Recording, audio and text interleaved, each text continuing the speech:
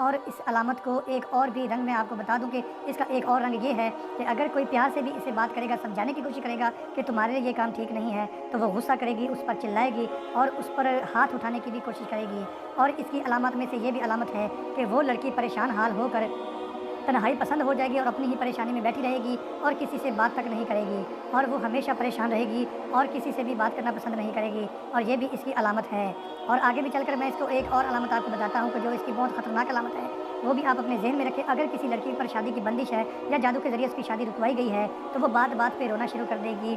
दिल ही दिल में अगर छोटी-सी भी बात आएगी परेशानी की हालत में, वो रोना शुरू कर देगी और परेशान रहेगी। किसी की बात को भी इमोशनल तरीके से लेगी। अगर कोई हँसी-खुशी का सीन है, घर में खुशी है, तो वो खुशी को स्पेंड नहीं करेगी और तन्हाई में रहना पसंद ज़्यादा करेगी। और एक और बड़ी अलामत इसकी मैं आपको बताता चलूँ कि लड़की अगर बंदिश का शिकार है, तो उसकी जो छाती है, वो सिकुड़ना शुरू हो जाएगी। जान से बेनज़र वो बिल्कुल नहीं रहेगी। निस्वानी हुस्न उसका आहिस्ता-आहिस्ता तबाह